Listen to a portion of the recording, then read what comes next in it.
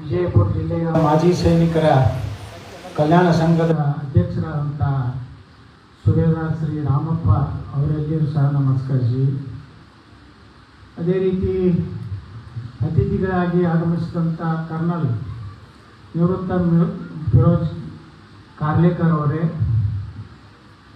ಸಹಾಯಕ ನಿರ್ದೇಶಕರು ಸೈನಿಕ ಕಲ್ಯಾಣ ಮತ್ತು ಪುನರ್ವಸತಿ ಇಲಾಖೆ ವಿಜಯಪುರ ಶ್ರೀ ವಿನಯ್ ಪಾಟೀಲ್ ರೇ, ಎಕ್ಸಲೆಂಟ್ ಸಮೂಹ ಶಿಕ್ಷಣ ಸಂಸ್ಥೆಯ ಸಂಸ್ಥಾಪಕರಾದಂಥ ಶ್ರೀ ಬಸವರಾಜ್ ಕೌಲಿಗೆ ಅವರೇ, ಕರ್ನಲ್ ನಮ್ಮವರೇ ವಿಜಯಪುರ ಜಿಲ್ಲೆಯವರಾದಂಥ ಶ್ರೀ ಬಿ ಎಸ್ ಇಪ್ಪರ್ಗಿ ಅವರೇ, ಕರ್ನಲ್ ಬಿ ಕೆ ವಂಶಿ ಅವರೇ, ನಮ್ಮ ಜಿಲ್ಲಾ ಮಾಜಿ ಸೈನಿಕ ಕಲ್ಯಾಣ ಸಂಘದ ಗೌರವಾಧ್ಯಕ್ಷರಾದಂಥ ಶ್ರೀ ಎಚ್ ಆರ್ ಮಾಚಪ್ಪನವರವರೇ, ಆನರರಿ ಕ್ಯಾಪ್ಟನ್ ಕಾಸಿಲಿಂಗ್ ಸೇಗಾಳಿ ಅವರೇ, ಆನರರಿ ಕ್ಯಾಪ್ಟನ್ ಸಿದ್ದರಾಮ್ ಶಿಗುಣ್ಶಿ ಅವರೇ ಹಾಗೂ ಸಮಸ್ತ ಎಲ್ಲ ವಿಜಯಪುರದ ಗಣ್ಯ ನಾಗರಿಕರೇ, ಕಾರ್ಗಿಲ್ ವಿಜಯೋತ್ಸವ ನಮ್ಮ ದೇಶದ ಒಂದು ಹೆಮ್ಮೆ ಪಡುವಂತಹ, ದೇಶದ ಅವತ್ತಿನ ಪ್ರಧಾನಮಂತ್ರಿ ಶ್ರೀ ಅಟಲ್ ಬಿಹಾರಿ ವಾಜಪೇಯಿ ಅವರ ದಿಟ್ಟತನದ ನಿರ್ಣಯದಿಂದ ಈ ಕಾರ್ಗಿಲ್ ವಿಜಯವನ್ನು ನಾವು ಕಾರ್ಗಿಲ್ ವಿಜಯೋತ್ಸವನ ಆಚರಣೆ ಮಾಡುವಂಥ ಒಂದು ಸಂದರ್ಭ ಇವತ್ತು ಬರಲಿಕ್ಕೆ ಪಾಕಿಸ್ತಾನದ ಕುತಂತ್ರಗಳಿಂದ, ಮೋಸದಿಂದ, ಭಯೋತ್ಪಾದನೆಯ ಒಂದು ಕಾರ್ಖಾನೆಯಾಗಿರುವಂಥ ಪಾಕಿಸ್ತಾನ ವಿರುದ್ಧ ಭಾರತ ನಿರಂತರವಾಗಿ ಆ ಒಂದು ಅಪಾಯದಲ್ಲೇ ಇವತ್ತಿದೆ. ಒಂದು ಕಡೆ ನಾವು ಚೀನಾನ ಎದುರಿಸಬೇಕು, ಇನ್ನೊಂದು ಕಡೆ ಪಾಕಿಸ್ತಾನವನ್ನು ಎದುರಿಸಬೇಕು, ಒಂದು ಕಡೆ ಬಾಂಗ್ಲಾ ಎದುರಿಸಬೇಕು. ಅದಕ್ಕಿಂತ ದೊಡ್ಡ ಅಪಾಯ ಏನಂದ್ರೆ ಈ ದೇಶದ ಅನ್ನ ತಿಂದು ಈ ದೇಶದಲ್ಲಿರುವಂಥ ಕೆಲವೊಂದು ನೀಚರನ್ನು ಸಹ ಎದುರಿಸುವ ಪರಿಸ್ಥಿತಿ ದೇಶದಲ್ಲಿದೆ. ಬಹುಶಃ ಜಗತ್ತಿನಾಗ ಯಾವ ದೇಶನಾಗ ಇರಬೇಕಲ್ಲ ಇಷ್ಟು ದೇಶದ್ರೋಹಿಗಳ ಒಂದು ದೊಡ್ಡ ವರ್ಗನೇ ಇದೆ ಭಾರತದಲ್ಲಿ. ಮತ್ತೊಂದು ದೇಶನಾಗ ನೋಡ್ರಿ, ನಾವು ದೇಶದ ವಿರುದ್ಧ ಮಾತಾಡೋರು ಯಾರು ಇರೋದಿಲ್ಲ. ಇಲ್ಲಿ ರಾಜಕಾರಣಿಗಳನ್ನು ಹಿಡಿದು ಸಾಮಾಜಿಕ ಕಾರ್ಯಕರ್ತರಂಥ ಒಂದು ಮುಖವಾಡವನ್ನು ಹಾಕೊಂಡು ಅವ್ನು ಹಿಡಿದು ಇವೇನು NGOಗಳ ಕೈ ಬರ್ತಾವಲ್ಲ, ಈ NGOಗಳ ಒಂದು ಅಮೇರಿಕಾ, ಚೀನಾ, ಪಾಕಿಸ್ತಾನ ಎಲ್ಲ ದೇಶಗಳಿಂದ ಫಂಡಿಂಗ್ ಆಗುವಂತಹ NGOಗಳು, ಇವುಗಳನ್ನು ಭಾರತದಲ್ಲಿ ಅಭದ್ರ ಮಾಡಬೇಕು. ಭಾರತ ಜಗತ್ತಿನ ಒಂದು ದೊಡ್ಡ ಶಕ್ತಿ ಆಗಬಾರ್ದು ಅಂತ ದೊಡ್ಡ ಅಮೇರಿಕಾ, ಚೀನಾ ಮತ್ತು ಯಾವಾಗಲೂ ಚಿಂತೆ ಮಾಡೋದು ಭಾರತದ ಬಗ್ಗೆ.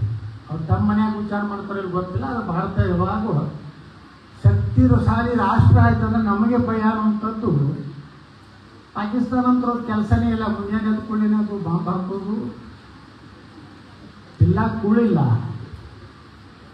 ಅಲ್ಲಿ ಆ ಹಾಹಾಕಾರ ನೋಡಿದ್ರೆ ಅದು ದುರ್ದೈವ ಅಂದ್ರೆ ಈ ದೇಶದಲ್ಲಿ ಭಾಳ ಆರಾಮದಾರ. ಕೆಲವೊಂದು ಜನ ಸರಿಯಾಗಿ ಊಟ ಸಿಗ್ತದೆ, ಸರಿಯಾಗಿ ಎಷ್ಟು ಬೇಕಾದ ರೈಲ್ವೆ ಸುಟ್ಟರು, ಆಯಾ ಸರ್ಕಾರಗಳು ಬಂದಾಗ ಮಾರ್ಬಿಂಗ್ ಮಾಡ್ತಾರೆ, ಬಸ್ ಸುಡ್ತಾರೆ, ದೇವಸ್ಥಾನಗಳನ್ನು ಕೆಡುತ್ತಾರೆ, ಅಮಾಯಕ ಜನರನ್ನು ಕೊಲೆ ಮಾಡ್ತಾರೆ, ಚಟುವಟಿಕೆ ಸಪೋರ್ಟ್ ಮಾಡ್ತಾರೆ. ಇಂಥವ್ರನ್ನೆಲ್ಲರೂ ಮೀರಿ ಭಾರತ ಇವತ್ತು ಜಗತ್ತಿನ 3ನೇ ನೋಡ್ತೀವಪ್ಪ. ಈ ದೇಶದ ಸೈನಿಕರ ಬಗ್ಗೆ ರಾಜಕಾರಣಿಗಳು, ಮಂತ್ರಿಗಳು ಯಾವ ರೀತಿ ಹೇಳಿಕೆ ಕೊಡ್ತಾರೆ, ಅವೇನು ಸಂಬಳ ಕೊಡ್ತಾರೆ, ಹೋಗ್ತಾರೆ, ತಿನ್ನಲಿಕ್ಕೆ ಕೂಡುವುದಿಲ್ಲ, ಹೋಗ್ತಾರೆ. ಇದೆಲ್ಲ ನಾವು ವಿಧಾನ ಪರಿಷತ್ನಲ್ಲಿ ನಾವು ಸದಸ್ಯರಿದ್ದಾಗ ನಾವು ಹಿಂಗಾಯ್ತು. ಯಾರು ದಿನೇಶ್ ಅಮೀನ್ಮಠ ಒಬ್ಬ ಪತ್ರಕರ್ತ, ಸಿದ್ದರಾಮಯ್ಯನವರ ಪತ್ರಿಕಾ ಕಾರ್ಯದರ್ಶಿ, ಅವನು ಸ್ಟೇಟ್ಮೆಂಟ್ ಕೊಟ್ಟಿದ್ದ, ಸೈನಿಕರು ಸುಮ್ಮನೆ ಪುಕ್ಕಟ್ಟು ಹೋಗೋದಿಲ್ಲ, ಅವ್ರು ಸಂಬಳ ಕೊಡ್ತಾರೆ, ಎಲ್ಲ ಅನುಕೂಲ ಇರ್ತದೆ, ಹಳ್ಳಿಯಾಗಿರ್ತಾರೆ, ನಿರುದ್ಯೋಗಿರ್ತಾರೆ, ಹೋಗ್ತಾರೆ. ಅವ್ರು ಸಿದ್ದರಾಮಯ್ಯನವರು ಇತ್ತು ವಿಧಾನ ಪರಿಷತ್ನಾಗ, ಅವನು ಕೂತಿದ್ದ ಅಲ್ಲಿ ಇದರ ಅಭಿವೃದ್ಧಿ. ಯಾಕಂದರೆ CM ಬಂದಾಗ ಅವ್ರು ಕನ್ಸರ್ನ್ ಇದ್ದವರು ಎಲ್ಲ ಬರ್ತಾರೆ, ಚೀಫ್ ಸೆಕ್ರೆಟರಿ ಕನ್ಸರ್ನ್ ಎಲ್ಲ ಬಂದಾಗ ನಾನು ಕೇಳಿದೆ ಸಿದ್ದರಾಮಯ್ಯನವರು, ನಿಮ್ಮ ಒಬ್ಬ ಪ್ರತಿನಿಧಿ ಹಿಂಗೆ ಉತ್ತರ ಕೊಡ್ತಾನ, ನಾನು ಅವ್ನಿಗೆ ಹೇಳ್ತೀನಿ, ಅವನು ಇಲ್ಲಿ ಅದವನ, ಅವನ ಮಗನ ಮಿಲಿಟ್ರಿ ಕಳ್ಸತ್ತೇಳಿ ನಾ 25 ಲಕ್ಷ ರೂಪಾಯಿ ವಿಶೇಷ ಬಹುಮಾನ ಕೊಡ್ತೀನಿ, 25 ಲಕ್ಷ ರೂಪಾಯಿ ಕೊಡ್ತೀನಿ ಅಂತ ಹೇಳಿದ. ನೋಡಿ, ಒಂದು ಮನುಷ್ಯನ ಮೌಲ್ಯವನ್ನು ನಾವು ಅಳಿಲಿಕ್ಕಾಗಲ್ಲ. ಅವನು ದೇಶಭಕ್ತಿ ಇದ್ದಲ್ಲಿ ಅವನು ಹೋಗ್ತಾನೆ. ದೇಶಭಕ್ತಿ ಇದ್ದಾದ್ರೆ ಯಾರೂ ಸೈನ್ಯಕ್ಕೆ ಸಿಗುವುದಿಲ್ಲ. ಭಾರತೀಯ ಸೈನ್ಯ ಜಗತ್ತಿನ 3ನೇ ದೊಡ್ಡ ಸೈನ್ಯ. ಇವತ್ತು ಈ ಸೈನ್ಯ ಐತಂತೇಳಿ ನಾವೆಲ್ಲ ಸುರಕ್ಷಿತವಾಗಿ ಇವತ್ತು ಭಾರತದಲ್ಲಿ ನಮ್ಮ ಜನ ಜೀವಂತ ಇದ್ದೀವಿ. ಇಲ್ಲಂದರೆ ಪಾಕಿಸ್ತಾನದ ಸಂಚುಗಳು ಎಷ್ಟು ಕಡೆ ಬಾಂಬ್ ಸ್ಫೋಟ, ಎಷ್ಟು ಕಡೆ ನಮ್ಮ ಜನರ ಕೊಲೆ, ಅಮಾಯಕ ಜನರ ಕೊಲೆ ಆಗ್ತದೆ. ಅವ್ರಿಗೇನು ಜಾತಿ ಗೀತಿ ಏನಿಲ್ಲ. ಅವ್ರು ಪಾಕಿಸ್ತಾನದಾಗ ತಮ್ಮ ಮಸೂತಿ ಮ್ಯಾಗನೇ ಬಾಂಬ್ ಹಾಕ್ತಾರೆ. ಮತ್ತು ನಮ್ಮ ಭಾರತದಾಗ ಇರ್ತಾರೆ, ಮಸೂತಿ ಒಳಗೆ ಬಾಂಬ್ ಹಾಕ್ತಾರೆ. ಎದಕ್ಕಂದ್ರೆ ಅದು ಸಿಯಾ ಐತಿ, ಇದು ಸುನ್ನಿ ಐತಿ, ಅವು ಮೊಹಮ್ಮದಿ ಐತಿ. ಅದ್ರ ಸಲ ಬಾಂಬ್ ಹಾಕಿ ಅಮಾಯಕ ಸಾಲ ಮಕ್ಕಳು ಕೊಲ್ತಾರೆ. ನೀವು ನೋಡ್ತಿರಲ್ಲ ಯಾವ ಪರಿಸ್ಥಿತಿ ನಾವು ನೋಡ್ತೀವಿ. ಅಂದರೆ ಮಾನವೀಯತೆಯೇನಿಲ್ಲ ಅನ್ನೋದು ಅದು ಯಾವುದು ಧರ್ಮ ಅದು. ನಾವೆಲ್ಲ ಹೇಳ್ತೀವಿ ಅಂದರೆ ಎಲ್ಲರೂ ಮಾನವರು, ಸಮಾನತೆ. ನಾವು ಹೋದರೆ ನಮ್ಗೆ ಭಾರತ ಏನು ಕಲಿಸ್ತದೆ, ವಿಶ್ವದ ಗುರು, ಎಲ್ಲರೂ ಒಳ್ಳೆಯದಾಗಬೇಕು, ಜಗತ್ತಿಗೆ ಒಳ್ಳೆಯದಾಗಬೇಕು, ಮಾನವ ಜನಾಂಗಕ್ಕೆ ಜಯವಾಗಲಿ ಕಲಿಸ್ತಾರೆ ನಮಗೆ. ವಸುದೇವ ಕುಟುಂಬಕಂ ಅಂತ ಕಲಿಸ್ತಾರೆ ಭಾರತದಲ್ಲಿ. ಅಂದರೆ ಎಲ್ಲರೂ ಇಡೀ ವಿಶ್ವನೇ ವಸುದೇವ ಅಂದರೆ ಕೃಷ್ಣನ ಒಂದು ಸಂತತಿ. ನಾವೆಲ್ಲ ಒಂದು ನಾವು ಸಮಾನ ಕಲಿಸುವಂಥ ಭಾರತದ ಮೇಲೆ ಇವತ್ತು ಯಾವ್ಯಾವ ಕಾರಣಗಳಿಂದ ಈ ದೇಶನಾಗ ಗಲಭೆ ಆಗ್ತಾ ಇದ್ದೋ ನೋಡಿ. ಅದಕ್ಕೆ ಇದಕ್ಕೆ ಏನು ಸಂಬಂಧಗಳು, ಯಾವ ಹೋರಾಟವನ್ನ ಯಾವ ಹೋರಾಟನಾಗ ಹಾಕಿ ತಮ್ಮ ಇವತ್ತು ನಮ್ಮ ಮನೆ ಕಾಶ್ಮೀರಕ್ಕೆ ಹೋಗಿದ್ದೆ ಒಂದು ವಾರ. ಕಾಶ್ಮೀರದಲ್ಲಿ ಇವತ್ತು ಪೂರ್ತಿ ಶಾಂತಿ ನೆಲೆಸಿದೆ. ಅವಾಗವಾಗ ನಾವು ಈ ಸೋಷಿಯಲ್ ಮೀಡಿಯಾದಲ್ಲಿ ಬರ್ತದೆ, ಇವತ್ತು ಕಾಶ್ಮೀರ ಪಂಡಿತರು ವಾಪಸ್ಸು ತಮ್ಮ ಮನೆಗೆ ಕಾಶ್ಮೀರಕ್ಕೆ ಹೋಗ್ತಾ ಇದ್ದಾರೆ. ಎಲ್ಲಿ ಸರಸ್ವತಿ ದೇವಸ್ಥಾನ ಇತ್ತು, ಇವತ್ತು ನರೇಂದ್ರ ಮೋದಿಯವರು ಅದನ್ನು ಪುನಶ್ಚೇತನ ಮಾಡಿದ್ರು. ನಾನು ಶ್ರೀನಗರನಾಗ ಹೋಗಿದ್ದೆ. ದೊಡ್ಡ ಡಿಫೆನ್ಸ್ದು ದೊಡ್ಡ ಒಂದು ಅಲ್ಲೇ ಎಲ್ಲ ಈ ಮುಖ್ಯಮಂತ್ರಿಗಳ ಮನೆ, ಗವರ್ನರ್ ಮನೆ ಎಲ್ಲ ಅಲ್ಲೇ ಅದ ಸುತ್ತಮುತ್ತ ನಮ್ಮ ಡಿಫೆನ್ಸ್. ಅಲ್ಲಿ ಮ್ಯಾಗ ಹೋಗಿದ್ದು ಒಂದು 200 ಪಂಟೋಳಿಗೆ ಹತ್ತಿ ಅಂದರೆ ಆದಿಶಂಕರಾಚಾರ್ಯರು ನಿರ್ಮಾಣ ಮಾಡಿದಂಥ ದೇವಸ್ಥಾನ. ಆದಿಶಂಕರಾಚಾರ್ಯರು ಯಾವಾಗ ಅಲ್ಲಿ ಹೋದ್ರು ನೋಡ್ರಿ, ಒಬ್ಬ ಚಿಕ್ಕ ಬಾಲಕ, ಭಾಳದ್ರವ್ರಿಗೆ ಅಂತ್ಯ ಆಗಿದ್ದು 32-33 ವರ್ಷಿದೆ. ಇಡೀ ಭಾರತವನ್ನು ಸುತ್ತಿ ಶ್ರೀನಗರದಲ್ಲಿ ಒಂದು ಈಶ್ವರನ ಸ್ಥಾಪನೆ ಮಾಡಿ ಇವತ್ತು ಭಾರತದ ಭಾಗ ಅನ್ನೋದಕ್ಕೆ ಏನು ಬೇಕು ಎಲ್ಲನೂ ಇದೆ. ಆದ್ರೆ ದುರ್ದೈವನೆಂದರೆ ಈ ಆರ್ಟಿಕಲ್ 370 ಇತ್ತಲ್ಲ, ಅದರಿಂದ ಏನಾಗ್ಬಿಟ್ಟಿತ್ತು, ಈ ದೇಶದ ಅನ್ನ ತಿಂತಿದ್ರು, ಎಲ್ಲ ಮಜಾ ಮಾಡ್ತಿದ್ರು. ಅಲ್ಲಿ ಒಬ್ಬ ಭಯೋತ್ಪಾದಕರಿಗೆ JKL ಹಾಕೋದು, ಒಬ್ಬ ಲೀಡರಿಗೆ, ಒಬ್ಬ ಪ್ರಧಾನಮಂತ್ರಿ ಕರೆದು ಪ್ರಧಾನಮಂತ್ರಿ ಕಚೇರಿಗೆ ಕರ್ಕೊಂಡು ಬಂದು ಅವರಿಗೆ ಗೌರವ ಕೊಡ್ತಾರಂದ್ಮೇಲೆ ಭಾರತದ ಪರಿಸ್ಥಿತಿ ಆಗಿತ್ತು. ಇವತ್ತು ಅವನು ಒಳಗೆ ಯಾಕೆ ಜೈಲ್ನಾಗ ಅದಾನು, ಕೊಲಿಲಾಕತ್ತಾನ. ಈಗೇನು ವಿದೇಶದ ಹಣ ಏನು ಬರ್ತಾ ಇದೆಯಲ್ಲ ಭಾರತದಲ್ಲಿ, ಅದನ್ನು ತೆಗಿಬೇಕಂತ ನರೇಂದ್ರ ಮೋದಿಯವರು ಈಗ ಆ ಕಾನೂನು ತರ್ಲಾಕತ್ತಾರಲ್ಲ. ಅದಕ್ಕೆ ಇವೆಲ್ಲ ಬೇರೆ ಬೇರೆ ಹೋರಾಟನ ಜೋಡಿ ಸೇರಿ ಏನೋ ಗೆದ್ದಿವತ್ತು ಅನಿಸಿರ್ಬೇಕು. ನಾ ಎಷ್ಟು ಮಾತು ಹೇಳ್ತೀನಿ, ನರೇಂದ್ರ ಮೋದಿ ತನ ಈ ದೇಶದಲ್ಲಿ ಯಾರೂ ದೇಶವನ್ನು ಅಭದ್ರ ಮಾಡಲಿಕ್ಕೆ ಸಾಧ್ಯ ಇಲ್ಲ. ಇವತ್ತು ನನಗೆ ಸೈನಿಕರು, ಭಾಳ ಸೈನಿಕರು ಸೋಷಿಯಲ್ ಮೀಡಿಯಾದಲ್ಲಿ ನನ್ನ ಜೊತೆ ಅವರಲ್ಲಿ ಮಾತಾಡ್ತಿರ್ತಾರೆ. ಕಾಶ್ಮೀರದಲ್ಲಿದ್ದವರು, ಆಸಾಮ್ದಲ್ಲಿದ್ದವರು, ಅವ್ರು ಹೇಳ್ತಾರೆ ಇವತ್ತಿನ ವಾತಾವರಣ ಬೇರೆ ಇದೆ. ಹಿಂದೆ ನೀವೆಲ್ಲ ನಿವೃತ್ತಿ ಆಗುವುದಕ್ಕಿಂತ ಮೊದಲು ನೀವು ನೋಡಿದಂಥ ಪರಿಸ್ಥಿತಿ ಈಗಿಂದ ಭಾಳ ವ್ಯತ್ಯಾಸ ಇದೆ. ಆರ್ಟಿಕಲ್ 370 ತೆಗೆದ ಮೇಲೆ ನೋಡಿ, ಅಲ್ಲಿ ದುಡಿದು ತಿನ್ನೋರಿಗೆ ಇದು ಇಲ್ಲ. ಆದರೆ ರಾಜಕಾರಣಿಗಳಿಗೆ ಅವ್ರಿಗೆ ಬೇಕಾಗಿದ್ದೇನೆಂದರೆ ಇದೊಂದು ಯಾವಾಗಲೂ ಇಶ್ಯೂ ಇರಬೇಕು, ಇದನ್ನೇ ಫಂಡಿಂಗ್ ಆಗ್ತದೆ. ಪಾಪ ಅಮಾಯಕ ಮಕ್ಕಳನ್ನ ಭಯೋತ್ಪಾದಕರು ಮಾಡ್ತಾರೆ. ತಮ್ಮ ಮಕ್ಕಳು ಎಲ್ಲ ಇಂಗ್ಲೆಂಡ್ನಾಗ ಇರ್ತಾರೆ, ಅಮೇರಿಕಾದಾಗ ಇರ್ತಾರೆ. ಯಾರ ಮಕ್ಕಳು ಅವ್ರ ಮಕ್ಕಳು ಉಮರ್ ಅಬ್ದುಲ್ಲಾ ಮಕ್ಕಳು ಲಂಡನ್ದಾಗೆ ಇರ್ತಾರೆ. ಪಾಕಿಸ್ತಾನದ ಪ್ರಧಾನಮಂತ್ರಿ ಅಲ್ಲಿ ಮಿಲಿಟರಿ ಹೆಡ್ ಇದ್ದಾರೆ, ಅವ್ರ ಮಕ್ಕಳು ಎಲ್ಲಿರ್ತಾರೆ? ಇಂಗ್ಲೆಂಡ್ನಾಗೆ ಇರ್ತಾರೆ. ಸಾಯೋದು ಅವು ಈ 500 ರೂಪಾಯಿ ಪಗಾರ ತೊಗೊಂಡು ಕಲ್ಲು ವ್ಯವಸ್ಥೆ. ಈ ಸ್ಥಿತಿ ಒಳಗೆ ಇವತ್ತು ಅದು ಗೊತ್ತಾಗ್ಲಕತ್ತದ, ಕೆಲವೊಂದು ಪರ್ಸೆಂಟೇಜ್ ಗೊತ್ತಾಗ್ಲಕತ್ತದ. ಆದರೂ ಅದೊಂದೇನು ಜಾತಿ ಒಂದು ಮೋಹ ಐತಲ್ಲ, ಇನ್ನೂ ಹೊರಗೆ ಬಂದಿಲ್ಲ. ಅವ್ರನ್ನ ಕಾಶ್ಮೀರನ ಕೇಳ್ತಿದ್ದೆ ಅಲ್ಲೆಲ್ಲಿ ಆ ವಿಷಯ ಬಂದು ಮಾತಾಡ್ತಿದ್ದಿಲ್ಲ. ಅವ್ರು ಡ್ರೈವರ್ಗಳು ಕೇಳ್ತಿದ್ವಿ ನಾವು ಎಲ್ಲ. ನಮ್ಮ ಗೌರ್ಮೆಂಟ್ನಿಂದ ನಮಗೆಲ್ಲ ಸೆಕ್ಯೂರಿಟಿ ಇತ್ತು. ಕಾಶ್ಮೀರ ಇವತ್ತು ಬಿಡುದಿದೆ. ಯಾವ ತೀರ ಭವಾನಿ ಅವರು ದೇವಸ್ಥಾನಕ್ಕೆ ಹೋಗಿದ್ವಿ. ಇದು ಹೆಂಗೈತಂದ್ರೆ ನಾವು ಎಲ್ಲಿವರೆಗೆ ಶಕ್ತಿವಂತರಿದೀವಿ ಅನ್ನೋದು ತೋರಿಸೋದಿಲ್ಲ. ದುನಿಯಾ ಜುಕ್ತಿ ಹೇ ಜುಕಾನೆ ವಾಲೆ ಚಾಹಿಯೇ. ಹಂಗೆ ನರೇಂದ್ರ ಮೋದಿ ಅವರು ಇವತ್ತು ಭಾಗ್ಯಶಾಲಿ ಬರೋಬ್ಬರಿ ಅವರು ಕಾಶ್ಮೀರ್ನಾಗ ಅದಾರ. ಇಲ್ಲಂದ್ರೆ ಮನೆ ನೋಡ್ರಿ, ಉಮರ್ ಅಬ್ದುಲ್ಲಾ ಹೋಗಿ ತೀರ್ ಹೋಗಿ ದೇವ್ರಿಗೆ ನಮಸ್ಕಾರ ಮಾಡಿ ಏನು ತೊಗೊಂಡು ಬಂದ? ಪ್ರಸಾದ ತೊಗೊಂಡು ಬಂದ. ಮೊದಲು ಅಂದರೆ ಅವರು ಇದ್ರಿಗೆ ನೋಡಿದ್ರೆ ಸಾಧ್ಯ ಇತ್ತು ನಾವು. ಅದಕ್ಕೆ ಇವತ್ತು ಸೈನಿಕರ ಒಂದು ದೊಡ್ಡ ಶಕ್ತಿ. ಅದಕ್ಕೆ ಲಾಲ್ ಬಹದ್ದೂರ್ ಶಾಸ್ತ್ರಿಯವರು ಜೈ ಜವಾನ್ ಜೈ ಕಿಸಾನ್ ಅಂತಾರೆ. ಅಣುಪ್ರಯೋಗ ಮಾಡಿದ ಮೇಲೆ ಅಟಲ್ ಬಿಹಾರಿ ವಾಜಪೇಯಿ ಅದಕ್ಕೆ ಜೈ ವಿಜ್ಞಾನ ಅಂತ ಸೇರಿದ್ರು. ಜೈ ಜವಾನ್ ಅವಾಗ ಅನ್ನ ತಿನ್ನಲಿಕ್ಕೆ ನಮ್ಮಲ್ಲಿ ಸ್ವಾತಂತ್ರ್ಯ ಸ್ವಾವಲಂಬಿಗಳು ಇರಲಿಲ್ಲ. ನಾವು ಸೈನಿಕ ಇರಲಾರ್ದೇ ನಾವು ಭಾರತ ನೋಡ್ರಿ, ಪಾಕಿಸ್ತಾನದ ನೀವೆಲ್ಲ ಮೇಜರ್ ಜನರಲ್ ಅವ್ರು ಎಲ್ಲ ಇಟ್ಟಿಟ್ಟು ಬಿಲ್ಲ ಕಟ್ಕೊಂಡಿರ್ತಾರೆ. ಯಾವ ಓಣೆಗೆ ಯಾರು ಹೊಡೆದಿರ್ತಾರೋ ಗೊತ್ತಿಲ್ಲ. ಒಂದರಿಗೆ ಗೆದ್ದಾರೇನ್ರಿ ಪಾಕಿಸ್ತಾನದವರು. ಮತ್ತು ಪದವಿಯಲ್ಲಿ ಸುಮ್ಮನೆ ಪ್ಲಾಸ್ಟಿಕ್ ಹಾಕೊಂಡು ನಿಂತ್ಬಿಡ್ತಾರೆ ಅವರು. ನಿಮ್ಮನ್ನು ನೋಡಿ ಮರ್ಯಾದೆ ಹೋಗ್ತೈತೆ ಅವ್ರದ್ದು. ಹೇಳ್ರಿ ನೀವು, ಪಾಕಿಸ್ತಾನ ಭಾರತ ಬಿಟ್ಟು ಒಮ್ಮೆಲೆ ಗೆದ್ದೈತಪ್ಪ. ನಾವು ಎಂದೂ ಗೆದ್ದಿಲ್ಲ. ಆದರೂ ಸಹಿತ ಮೆಡಲ್ಗಳು ನೋಡ್ರಿ ಎಷ್ಟು ಹಾಕೊಂಡಿರ್ತಾರೆ. ಅದು ಯಾರು ಕೊಡ್ತಾರೋ, ಹೆಂಗೆ ಹಾಕೋತಾರೋ, ನಮ್ಮ ನೋಡ್ತಿರ್ತೀವಿ ನೋಡ್ರಲ್ಲ. ಇವ್ರು ಯಾರು ನೋಡೋದು ಗೆದ್ದಪ್ಪ. ಅಲ್ಲಿ ಒಳಗಿರುವಂಥ ಭಯೋತ್ಪಾದಕರೇ ಇವ್ರು ನೋಡಿತಾರೆ ಮಿಲಿಟ್ರಿ ಅವ್ರು. ಇವಾಗ ನೀವು ನೋಡಕತ್ತಿರಲ್ಲ, ಅದು ಯಾವುದೋ ಬಲೂಚಿಸ್ತಾನ. ಅವರು ನಾವು ಫ್ರೀಯಾಗಿ ನಾವು ಸ್ವತಂತ್ರ ಆಗಿ ಅಂತ ಹೇಳ್ತಾರೆ. ಅಂದರೆ ಅಲ್ಲೇ ಸರಿ ಇಲ್ಲ. ಆದ್ರೆ ಈ ದೇಶದಲ್ಲಿ ಇವತ್ತು ಭಯೋತ್ಪಾದನೆ, ದೇಶದ ಚಟುವಟಿಕೆ ಎಲ್ಲ ನಿಗ್ರಹ ಮಾಡುವಂಥ ಕೆಲಸ ಇವತ್ತು ಎಷ್ಟು ಇಡೀ ಹಾಲು ತುಂಬೈತಿ. ಎಂದು ತುಂಬೋದಿಲ್ಲ ಇದು ಹಾಲು. ಆ ರಗಡ್ ಕಾರ್ಯಕ್ರಮ ಬರ್ತೀವಿ ಸರ್ಕಾರಕ್ಕೆ ಮುಂದೊಂದು ಪಾಪ ಆಫೀಸರ್ಗಳಿಗೆ ಅನಿವಾರ್ಯ ಇರ್ತದೆ. ಬಂದ್ಕೊಟ್ಟಿರ್ತಾರೆ ಮಂದಿ ಅಂದರೆ ಅದಕ್ಕೂ ಬರೋದಿಲ್ಲ. ಆದರೆ ಇವತ್ತಿಗೆ ನೀವು ಬಂದಿರಲ್ಲ, ನೀವೆಲ್ಲ ನಿಜವಾದಂಥ ದೇಶಭಕ್ತರು, ದೇಶದ ಅಭಿಮಾನ ಇಟ್ಟುಕೊಂಡು ಇವತ್ತಿನ ಕಾರ್ಯಕ್ರಮದಲ್ಲಿ ಭಾಗವಹಿಸಿ.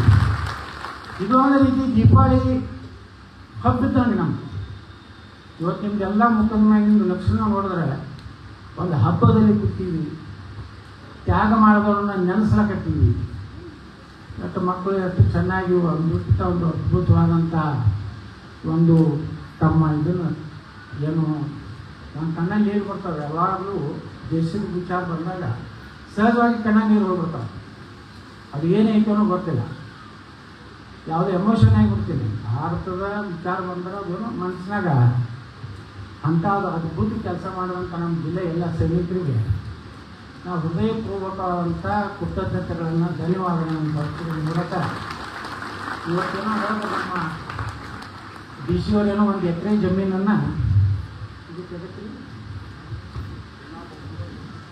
ಸಂಭಾಗ ಭವನ ಏನು ಸೇನಾ ಭವನ ಒಂದಿನ ಡಿ ಸಿ ಅವರು ಒಂದು ಎಕರೆ ಕೊಡ್ತೀನಿ ಅಂತ ಹೇಳಿದ್ದಾರೆ ಇಟ್ಟಿಂಗೇಳ ರೋಡಿಗೆ. ಅಲ್ಲೇ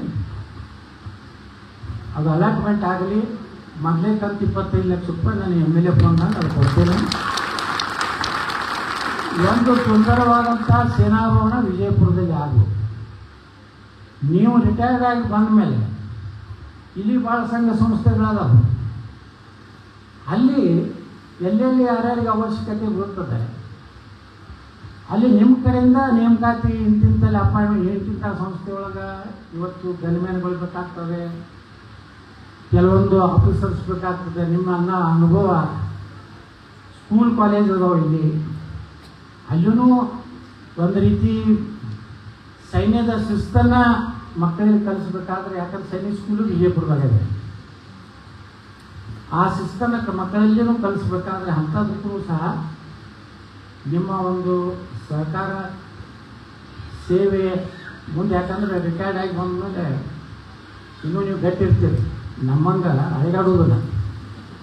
ಯಾಕಂದ್ರೆ ನಾವು ಅಳಿಗಾಡ್ತಿರ್ತೀವಿ, ನಮ್ಮ ಸರಿಯಾಗಿ ವ್ಯಾಯಾಮ ಮಾಡೋದಿಲ್ಲ, ಏನು ಸರಿಯಾಗಿ ನಮ್ಮ ಟೈಮ್ ಟು ಊಟ ಇರೋದಿಲ್ಲ. ಇನ್ನೂ ಒಂದು 8-10 ವರ್ಷ ನಿಮ್ಮ ಶಕ್ತಿ ಇರ್ತದೆ, ಆ ಶಕ್ತಿಯನ್ನು ಉಪಯೋಗ ಮಾಡಿ ಇನ್ನೂ ಮುಂದೆ ಭವಿಷ್ಯದಲ್ಲಿ ಭಾರತ ಸಶಕ್ತ ಆಗಬೇಕು. ಭಾರತ ಯಾರು ಏನು ಸ್ವಲ್ಪ ಮಾಡ್ತಾರೋ ಒಂದು ವಾರ ಅದು ಭಾಳ ಹವಾ ಆಗ್ತದೆ. ಆದರೆ ಅವ್ರಿಗೆ ಬಣ್ಣ ಹೊರಗೆ ತೆಗಿತಾರೆ ಹುಡುಗರಿಗೆ. ಏನು ದಿಲ್ಲಿಯೊಳಗೇನು ಗಲಾಟೆ ಆಗಿಲ್ಲ, ಆ ಹುಡುಗರೇ ಅಲ್ಲ ಅವರು. ಇವು ದೊಡ್ಡ ಹುಡುಗರುಗಳು ಅದಾವ ಇವೆಲ್ಲ ಈಗ ಕಾನೂನು ಯಾಕೆ ಪಾಸ್ ಆಗ್ತದೆ ಈಗ ಆಗ್ತದೆ. ಏನು ಕಾಪಿ ಆಯಿತು, ಏನು ಈಗ ನಕಲಿ, ಏನು ಕ್ವಶನ್ ಪೇಪರ್ ಓಟ್ ಆಯಿತು ಮಾಡ್ಕೊತಾರೆ. ನೋಡಿ KPSC ಒಳಗೆ ನಾನು ಮೊನ್ನೆ ಒಂದು CBI ಕೊಡೋಕ್ಕೆ ಒಂದು ಇದಾಕಿನಿ ಹೈಕೋರ್ಟ್ನಲ್ಲಿ. ನಮ್ಮ ಮಿಲಿಟ್ರಿಯವ್ರಿಗೆ ರಿಸರ್ವೇಷನ್ ಕೊಟ್ರಪ್ಪ, ಇಟ್ಟು ಪೋಸ್ಟ್ ತುಂಬಿಕೊಂಡ್ರೆ ನಾಟಕ ಮಾಡ್ತಾರೆ. ಮೊನ್ನೆ ನಮ್ಮೊಂದು ಕಮಿಟಿ ಒಳಗೆ ಚರ್ಚೆ ಆಯಿತು ಸೈನಿಕರಿಗೆ ಜಮೀನು ಕೊಡೋದ್ರ ಬಗ್ಗೆ. ನಮ್ಮ ಕಂದಾಯ ಇಲಾಖೆ ಅಧಿಕಾರಿಗಳು ಹೇಳ್ತಾರೆ, ಇಲ್ಲ ಸರ್ ಕರ್ನಾಟಕದಲ್ಲಿ ಜಮೀನೇ ಇಲ್ಲ, ನಾವೇನಾದ್ರೆ 1,86,000 ಎಕರೆ ನಾವು ಕೊಡ್ಬೇಕಾಗ್ತದೆ ಸೈನಿಕರಿಗೆ, SC ST ಜನ ಹಿಂಗೆ ಎಲ್ಲರಿಗೂ ಕೊಡ್ಬೇಕಾದ್ರೆ ಇಷ್ಟು ಜಮೀನೇ ಉಳಿದಲ್ಲ. ಇದು ಕೊಡ್ಬೇಕಂತ ನಾವು ನಿರ್ಣಯ ಮಾಡಿದ್ರೆ ಈ ಕಡೆ ಮಧ್ಯಪ್ರದೇಶ ತನಕ ಹೋಗ್ಬೇಕು, ಈ ಕಡೆ ಆಂಧ್ರ ತನಕ ಹೋಗ್ಬೇಕಂತ ಹೇಳಿದ್ರು ಅವರು ಅಧಿಕಾರಿಗಳು. ಸೈನಿಕರು ಎಷ್ಟೋ ಸಲ ನಾವು ನೋಡ್ತೀವಿ DC ಆಫೀಸಿಗೆ ಅಲ್ದಾಡ್ತಾರೆ, ನಮ್ಗೆ ಅಲಾಟ್ಮೆಂಟ್ ಮಾಡಿರ್ತೀವಿ, ಅವ್ರು ಮಾಡೋದಿಲ್ಲ. ಎಷ್ಟೋ ಸಲ ನಾವು ಹೇಳ್ತೀವಿ ಇಲ್ಲ ಸರ್ ಜಮೀನು ಇಲ್ಲ ಅಂತ ಹೇಳ್ತಾರೆ. 2-3 ಆಯಿತು. ಮೊನ್ನೆ ಒಂದು ಹಾಸನ ಜಿಲ್ಲೆಯೊಳಗೆ ಒಬ್ಬ MLA MLA ಈ ಜೈಲ್ನಾಗ ಅದಾನ, ಸುಮಾರು 51 ಎಕರೆನು ಬೇನಾಮಿ ಇದು ಮಾಡಿಕೊಂಡು ಸರ್ಕಾರದ ಜಮೀನು ತಾನೇ ಚೇರ್ಮನ್ ಇದು. ನಮ್ಮ ಇದ್ರ ಕಮಿಟಿ ಇರ್ತದೆ ಅದ್ರದ್ದು. ಈಗ ನಾವು ಬಿಜಾಪುರ ಸಂಬಂಧಪಟ್ಟು ನಾನೇ ಚೇರ್ಮನ್ ಇರ್ತೇನೆ. ನಾವು ತಾನೇ ಹಾಕೊಂಡು 50 ಎಕರೆ ಪರ್ಮಿಷನ್. ಈ ಬೆಂಗಳೂರು ನೋಡ್ಬಿಟ್ಟು ಇಷ್ಟು ರಾಜಕಾರಣಗಳು ಎಷ್ಟು ಜಮೀನು ಹೊಡ್ಕೊಂಡು, ಹೀಗಾಗಿ ಯಾರು ಮಾತಾಡೋದಿಲ್ಲ. ನೀವು ವಿಧಾನಸಭೆ ಒಳಗೆ ಭಾಳ ಜೋರು ಮಾತಾಡೋದಿಲ್ಲ. ಯಾಕೆ ಮಾತಾಡೋದು? ಇವರು ತುಡು ಬರೋದಾರ, ಅವರು ತುಡು ಬರೋದಾರ. ಅವರು ಇವ್ರಿಗೆ ನೀನೇನು ಮಾಡಿ ಗೊತ್ತದೆ ತೆಗಿಲ್ಲ, ನಿನ್ನ ಫೈಲ್ ಹೋಗ್ತದೆ ಹಂಗಲ್ಲ. ಮುಖ್ಯಮಂತ್ರಿಗಳ ಈ ಕಡೆ ಕೂತವ್ರ. ನಾನು ಹೇಳಿದೆ ಅಶೋಕ ಇವೆಲ್ಲ ನಾಟಕ ಯಾಕೆ ಮಾಡ್ತಾರೆ? ಮಾತಾಡೋದು ಸೀರಿಯಸ್ಸು ಮಾತಾಡೋದಿಲ್ಲ. ಅವಾಗ ಇನ್ನೊಬ್ಬ ಅದನ್ನ ಅವನು ಮಾತಾಡೋದೇ ಇದ್ರು. ಯಾಕಂದ್ರೆ ಅವ್ನಿಗೆ ಒಂದು ದಿನ ಒಂದು ಆ ಫೈಲ್ ತಂದು ಹಿಂಗಿರ್ತಾನ ಈಗಿನ ಮುಖ್ಯಮಂತ್ರಿ. ಅಂದ್ರೆ ಇವೆಲ್ಲ ನುಂಗಪ್ಪಗಳೇ ನೋಡ್ರ. ಒಂದು ಪಶು ವೈದ್ಯಕೀಯ ಡಾಕ್ಟರ್ಗೆ 80 ಲಕ್ಷ ರೂಪಾಯಿ, ಒಂದು ಅಸಿಸ್ಟೆಂಟ್ ಕಮಿಷನರ್ ಆಗ್ಬೇಕಾದ್ರೆ 1 ಕೋಟಿ ರೂಪಾಯಿ. ನಾನು ಇದೆಲ್ಲ ವಿಧಾನಸಭೆಗೆ ಮಾತಾಡೀನಿ.